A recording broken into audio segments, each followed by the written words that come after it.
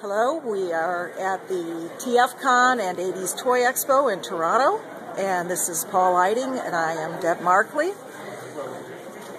We have a few questions for Paul, and I'm going to go ahead and get started so we can get through. This interview is probably going to be about 15 minutes, so we'll go ahead. I have a few questions. How many years or seasons have you been involved with the Transformers franchise? Oh, wow.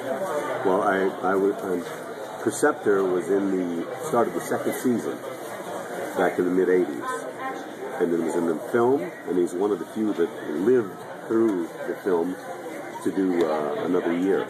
So as far as on camera, I was just Generation 1. I've never been involved with Beast Wars or any of the other incarnations of the game. So it was Gen 1. Okay.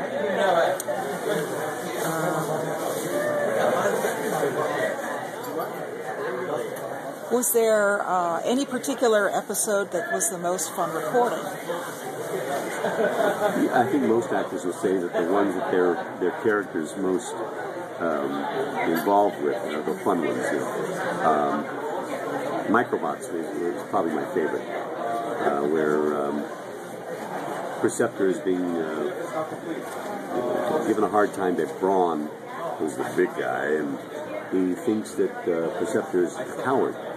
But Perceptor is actually a scientist. He's just, you have to think before you act. And he says, it takes more than muscle to win a fight. And at one point in the episode, they have to shrink themselves down and go into Megatron's body. And they go through different adventures inside Megatron. And Perceptor basically saves everybody, you know. So yeah, that was my favorite. You know. I liked that episode. It was a good one. That was a good episode. Face of Vegeta was pretty cool too, where his emulator becomes the face of this tiny doll. But I guess the top one would be. Okay. For the Microbots. Relate to us your experience with Transformers fans. Oh, with the fans? Yeah. Oh, it's been exquisite. Everyone is respectful, kind. I mean, look, what's not to like about someone coming up, patting you on the back, and saying if they like your work? For an actor, I mean, that's what you live for. What sort of other voices have you done? Have you done video games? I do tons of video games. check imdb.com. Because I have a hard time remembering. Metal Gear Solid. I'm Colonel Campbell. Ratchet and Clank. I'm Zephyr. I do Fallout 3. I'm all through the game. From Father Birch Street I think I do like 14 voices in that one, 14 different characters. God of War 1, 2, and 3, Diablo, StarCraft 1 and 2, Diablo 1, 2, and 3. So I do a lot of that. I started out doing a lot of animation, Hanna-Barbera, that sort of thing. Okay, plus I get to work on a lot of Pixar movies. Oh, good. Yeah. Okay. I have a few general questions I want to ask you. Tell us about your acting career. I started out on stage. I was a stage actor. The first thing I did for a couple of years was improvisation, like Second City Improv, where we wrote all of our own material, and then after the show we would do spontaneous improvisation, suggestions from the audience. Sometimes you soared, you made good choices. Sometimes they would flop, but it made you stay in the moment. It was really exciting stuff. I didn't get into acting to be a voice actor. It started out stage, film, TV. Still do all of that. And then luckily the voiceover stuff happened. Okay, what is your most recent work? Things I can't talk about. Okay. You can sign non-disclosure agreements because the gaming industry is very competitive. So we're not allowed to talk about things until they are released.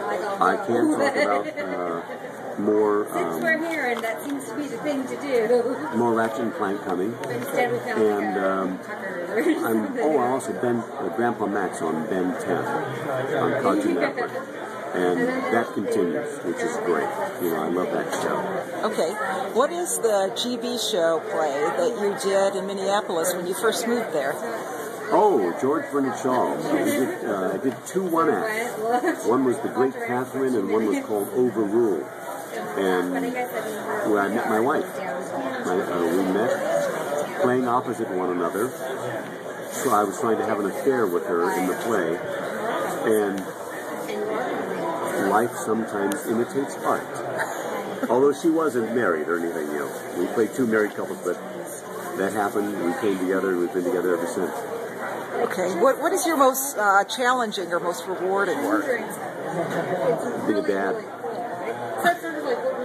Absolutely, there's no question. It was challenging because I'd never done it before when they were little. But they taught me how to be a good dad. And I have 2 gorgeous daughters because I married well. We're 20 and 22, and by far my best co-production ever. Oh, great. So speaking of kids here, when you were a teenager, what was your favorite music? Oh, I was rhythm and blues, soul music. I was raised in Cleveland, Ohio, in a changing neighborhood, and until I was 18, I identified more with being African American than with being a Caucasian. Instead of having my best friend, all my friends were black, and so I was definitely into soul music. It was all Barnett Mims and Gladys Knight and the Pips, that sort of thing. What is the color of your wife's eyes? Well, it depends on what she's wearing. It's either green or hazel. Okay. Yeah. Colleen put me up to that question. Oh, really? I look deeply into my wife's eyes, even now. But you catch me, didn't you? Yes. Tell us about your cowboy boots. Oh, I started wearing cowboy boots when I was riding horses. We had horses for a long time, and I fell in love with boots, cowboy boots, and worn them ever since.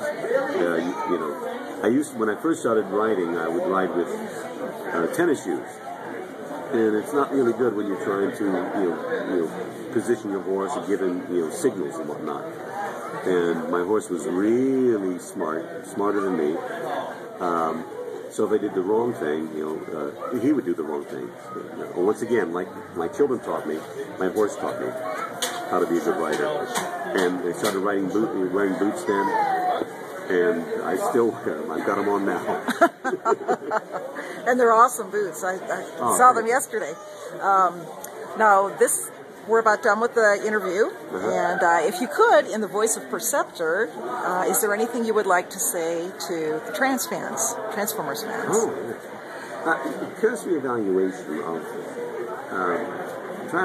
Transformers fans indicates they are extremely kind, loyal, intelligent, like Perceptor, and discerning. And we appreciate all of you. Not just Perceptor, Prime, everyone, even Megatron, at least the actors who play Megatron, appreciate Transformers fans. Thank you, Paul Eiding.